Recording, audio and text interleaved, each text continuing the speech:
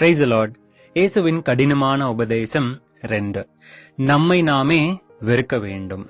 லூக்கா 9:23 இயேசு சொல்லுகிற வசனம், ஒருவன் என் பின்னே வர விரும்பினால் அவன் தன்னைத்தான் வெறுத்து தன் சிலுவையை அனுதினமும் எடுத்துக்கொண்டு என்னை பின்பற்ற கடவன்.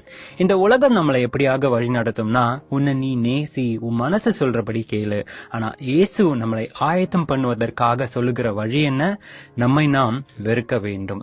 ஏன்? நமக்குள்ளாக காணப்படுகின்ற அநேக காரியங்கள் எப்படியாக இருக்குன்னா, பெருமை, இச்சை, சுய இன்பம், உலக ஆசைகள், இது எல்லாவற்றையும் வெறுத்து விட்டுட்டு வந்தா மட்டும்தான் இயேசுவை நம்ம பின்பற்ற முடியும். உண்மையான சீஷத்துவம் அவ்வளவு ஈஸியானது கிடையாது. நம்மை நாம் வெறுத்து, அதாவது நமக்குள்ளாக காணப்படுகின்ற இந்த உலக காரியங்களை எல்லாம் வெறுத்து இயேசுவை பின்பற்றினால் மட்டுமே நித்திய ஜீவனை சுதந்தரித்துக் கொள்ள முடியும்.